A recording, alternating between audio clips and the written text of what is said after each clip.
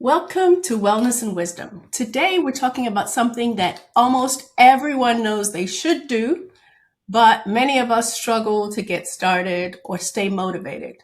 I'm talking about exercise.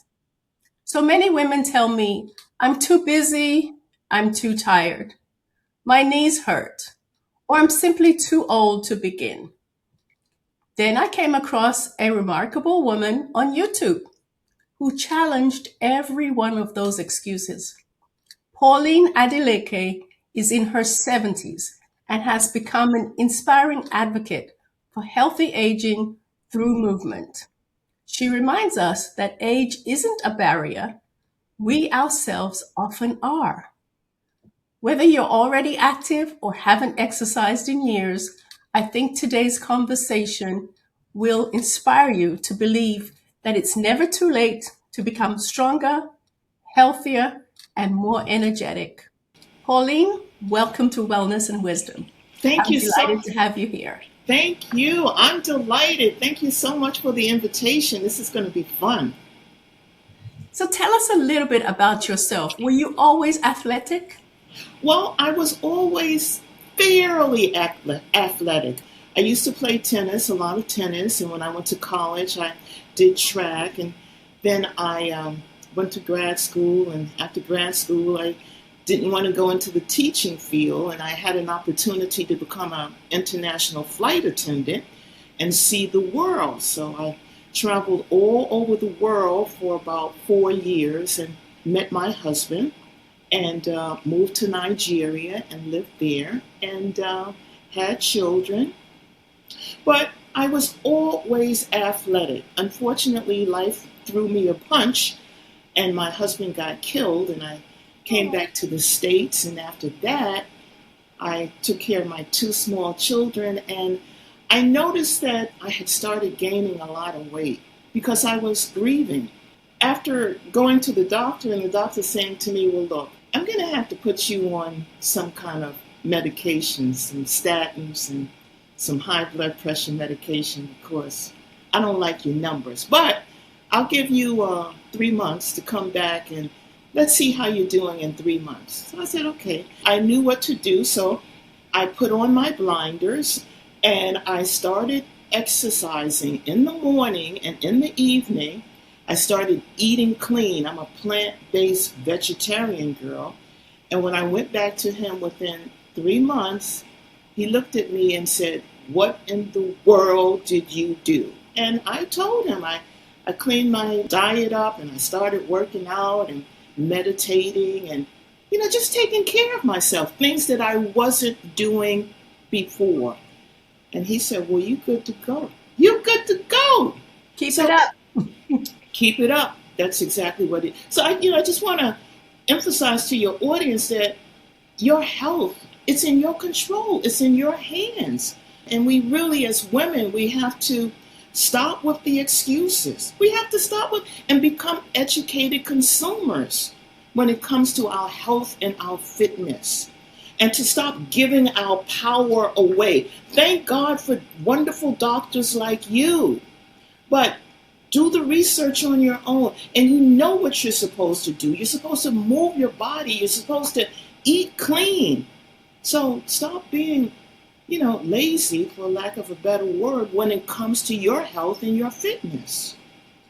Now, was there a turning point when you realized age did not have to define what your body could do? In my early 50s, when I saw what I could do, when I saw the power that I had in my mind to control my body, that's when everything started jiving correctly. Now, you once said that being 72 is not an excuse not to exercise. Why did you say that?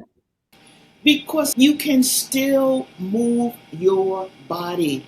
You can still lift weights, even if it is a water bottle. You can still do it. And where do I get my inspiration? Where do I get my motivation? I'm sure you're familiar with the Paralympics, where you have individuals who do not have legs, they don't have arms, but they're still doing their thing. They are still winning gold medals using what they have.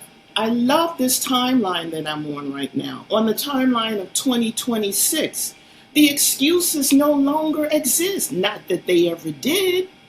But if you see individuals who don't have limbs, but yet they can do archery using their teeth, people who are paralyzed, they're in a wheelchair playing tennis. Let's stop with the excuses. So what do you think is the biggest misconception people have about aging itself? What society has drilled in their heads for centuries and centuries, that once you reach a certain age, it's over. You are, I don't know if it's a word, you are being propagandized. All you have to do is turn on the television. And when you turn on the TV, it's like, oh, this medication is for your memory. And then you start questioning yourself. Well, my God, I did forget that the other day. Maybe I'm losing my mind. Okay. After all, I'm in my 60s, I'm in my 70s. So this is the time for me to lose my mind. This is the time for me to lose my muscles and to sit on a couch and to be old and to be the inactive grandmother. This is the time for it. So you see, we're getting these messages daily. And if you don't confront these messages and say, oh no, I'm not having that. That might be the actor on the television, but that's not me. I can do what I have to do. I can take care of myself. So do it. And question what is going into your mind. You can see that this thing really fires me up, right? Right. So I understand what you're saying, and I agree that many older adults just underestimate what they're capable of because of, as you call it, propaganda. But if someone is listening, 55, 65, or 75, and hasn't exercised in years, where should they begin? Begin in their kitchen. Open up their Away from the refrigerator, I hope. Away from the refrigerator. Go in the cabinet. Go in your cupboard. Pull out your cans. Pull out your water bottles. Start lifting those water bottles. Use your kitchen stool and step on the kitchen stool and off. When you are doing that, you are starting to enhance your balance. Right. Exercise in the kitchen. Your gym is your kitchen. And what will happen? Your muscles will start talking to you. Your muscles will say, oh, I see I see that you're starting to move. I want your audience, I want women, stop being afraid and use the body that God has given you. So what's the biggest mistake that beginners make? Thinking that it's going to happen overnight. That's number one. Some wake up, oh, I'm energized, I can really do it. My advice is to just take it slow in the beginning and listen to your body. Your body will let you know. Your body will say, hey girl, you're doing good. Keep it up. Start taking baby steps. One foot in front of the other, slowly but surely, and you will get there. So how much exercise do people really need to start seeing benefits? Well, number one, it takes time. Number two, I suggest start walking. Start walking and grab some dumbbells with you. My clients that I'm working with, they are sending me screenshots.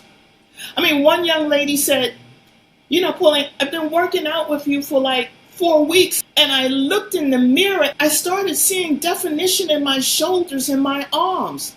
It doesn't take long. All it takes is consistency. To answer your question, maybe 3 weeks, maybe 4 weeks. It all depends on your effort and what you put in. It will happen. Can't stop praising God for using me as an example to the world. I feel so blessed that I'm still on the timeline to show women that it can be done. All you have to do is be consistent. There is a constant battle in our minds. You just have to overcome the doubts that, oh, I'm too old. If you decide not to work out, if you decide to listen to your excuses, you are going to pay the consequences of that. Within 6 months or a year, you won't be able to move at all. And you decide to lift, to work out. Yes, you're going to hurt. The muscles are going to say, I'm sore.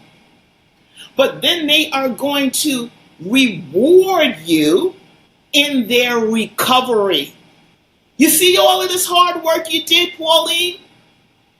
Because you listened. And you didn't go down the stream of doubts and doubting yourself and lacking the confidence within you to do what you know that you're supposed to do. So, on that subject, we do know that we're supposed to do it. But it really is difficult for some, including myself, to stay motivated on days when you just don't feel like exercising. Do you think that motivation is overrated? Should we rely more on habits than inspiration? Or how do you stay motivated on days when you don't feel like exercising? When you have that little war in your head and the lazy side wins out? I love that question.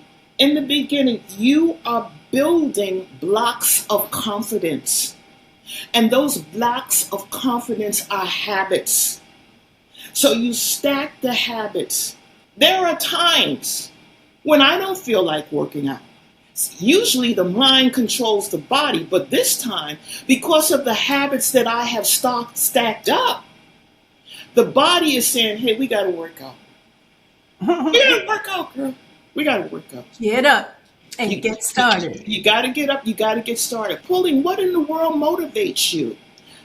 My children motivate me. My grandchildren motivate me. Whenever I am with my grandchildren, as soon as they see me, Grandmommy, can we do a workout video? Yes, let's do it. So you see, it's not only about you, ladies and gentlemen, who are listening to this podcast. It's not about you. It's about your children, your grandchildren, the legacy that you want to leave behind them. You know, I had a friend, and unfortunately, she passed away. She was only 82 years old. She had a hospital bed in her living room because she was very sick. But she always kept a smile on her face. But everything was done in that bed. She ate, she slept. Everything was done in that bed. Now, she had 4 grandchildren, and they would come and visit her, and they would climb on top of the bed to give her her hugs and her kisses. That is the memory that those children will have of their grandmother for the rest of their life. So, you know, I want our audience, choose the memories. Embrace the memories. I hope that they are not traumatized by seeing their grandmother in a bed in the living room. I hope the grandchildren are not saying to themselves when they get older, oh, well, when I get older, that's the way I'm going to end up, in the bed, in the living room, when I hit my 60s, 70s, and 80s. No. Again, you know, this is a chorus. This is a chorus of mine. It's not about you. It's about the gifts. It's about the knowledge, the wisdom that you have to share with the world about aging. Aging is not a decline sentence. It's only a decline sentence if you want it, if you make it that way with the excuses and not moving your body. You have to do it, ladies and gentlemen. I mean, we have to stop playing the victim. You know, sometimes I think that I'm starting a little revolution, you know, by waking people up. And you know what? I really feel good about that. I cannot stop praising God for allowing me to be a vessel to wake women up. You know, I'm going to be 74 in August.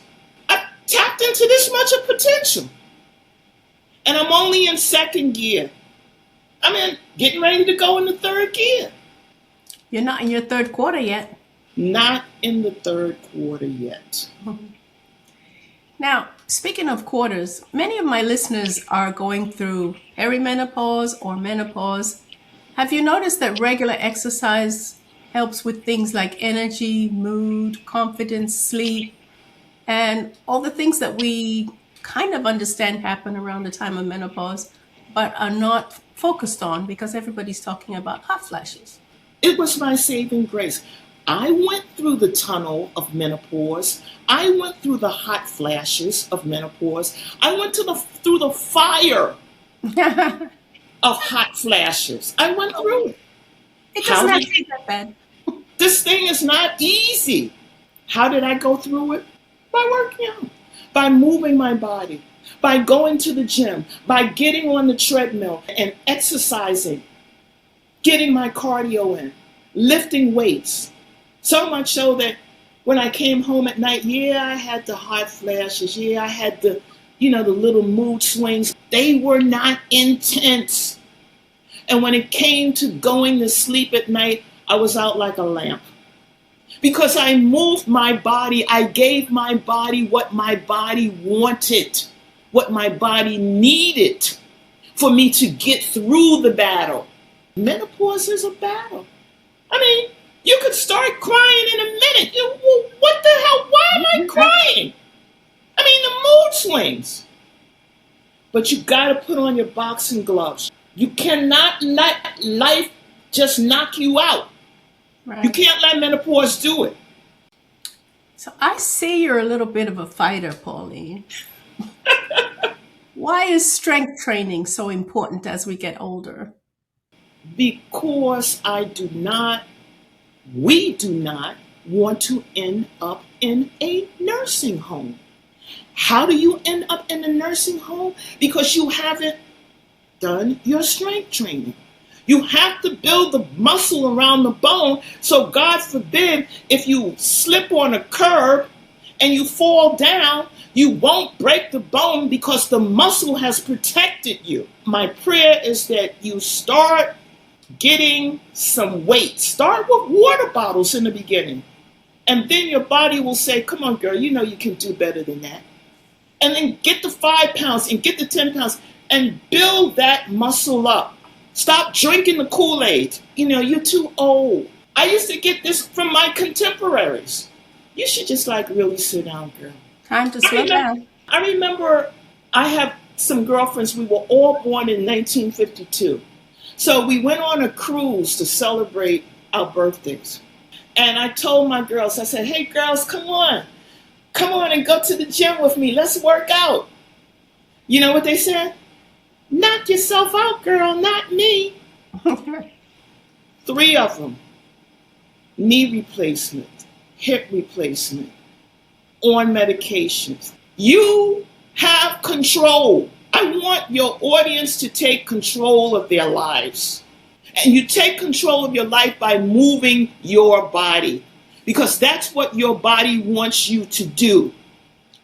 Do women have to worry that they'll injure themselves if they start exercising later in life? Not if you have a well-trained individual like Pauline Adeleke, who is a personal coach. No. Take it easy. Get a professional that will help you. Look at my videos on YouTube. I have chair exercises. In the beginning, if you are heavy, it's okay if you're heavy. It's okay if you're 100 pounds overweight. Start with a chair.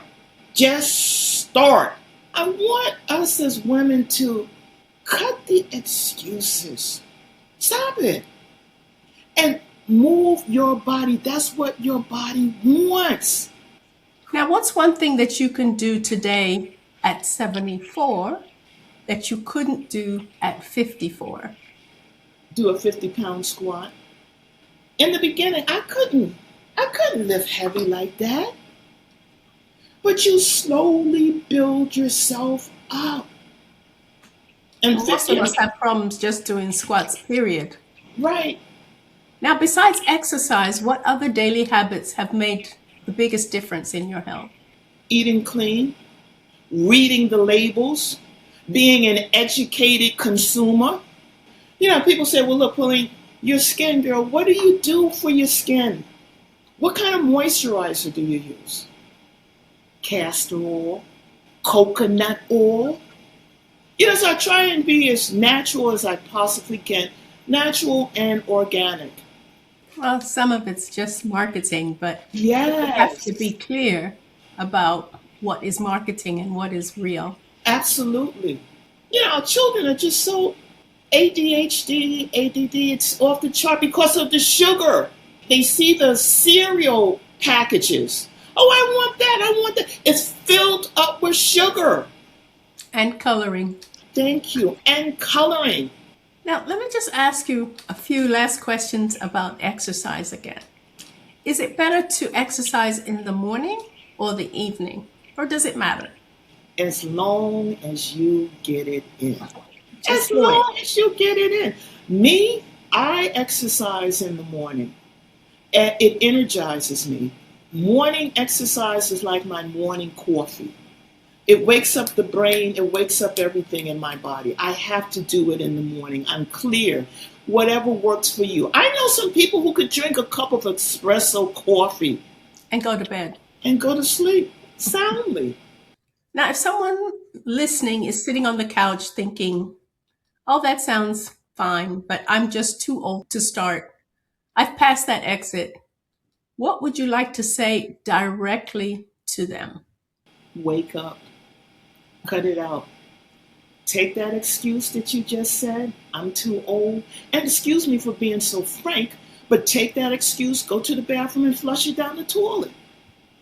You have to do it. You are a living, breathing individual. You have to move your body. You have to do it. You want to live as independently for as long as you possibly can. Do you mean you're going to sit on the sofa and say, I'm too old, I'm too tired? You keep that kind of attitude, within the next year, next 2 years, you're going to need somebody to take care of you. Yeah. Self-fulfilling prophecy. Yes. Ooh, that's a good one. I like that. You're going to need someone to take care of you. So why not enjoy this is a wonderful experience by the name of life. And the thing about it is we're not on the planet that long. I mean, 73 years, it came by so quickly. I was dancing to the Temptations and Gladys Knight and Motown's greatest hits. Don't take this wonderful experience called life for granted. Do not do it. Use what you have and dig into that deep well of potential that is within you. And stop defining yourself by a chronological age number. I'm 73, going to be 74. I feel like I'm in my 20s or 30s. 74 next month. 74 next month. Well, Pauline, you've gained a lot of wisdom over those 74 years. What's one piece of advice you would give your 40-year-old self about aging well? Number one, keep putting one foot in front of the other. You just have to keep moving your body. You cannot sit in a corner on the side of the road of life and sit there and wait for a pill to make you feel better. That's what I would tell 40-year-old Pauline. You're doing good, girl. Just keep on putting one foot in front of the other. Keep it up. Keep it up. Well, it's been great speaking with you, Pauline, and you're clearly animated and excited about exercise. Yes. And I wish we could all get that passion. I wish so too. I It wish so really, too. it obviously works. It. You Thank look you so. great. Oh, thank you. It Uh, works, ladies and gentlemen. You have the control in your hands, nobody else. And shut out the noise from media. Thank you, Pauline. So it was so nice of you to come in. I really appreciate it. And thank you for the time. You're And so thank you welcome. for the motivation that we Yeah, all need. you are so I'm welcome. going to try and increase my exercise starting tomorrow. Today, today. All right. Thank you so much. You're so welcome. Thank you. So today we heard from Pauline, and it was great to feel her passion for exercise. And we all struggle with motivation. I would like to say that one of the things that I need to work on is more strength training because I do yoga and stretching and sometimes on the bike, but I don't do enough weight bearing exercise. And strength training is so important as you get older. It's important because it prevents muscle loss, it improves your metabolism, it helps prevent osteoporosis. As she said, when you fall, you're able to be more stable and therefore you have more independence. So there's so much benefit that one can get from exercise. And you've heard it all before, so I'm not going to go over it again. Thanks for listening. If you found this podcast interesting, please share it with someone, subscribe to my podcast. Remember, wellness is more than just living longer. It's living well. See you next time.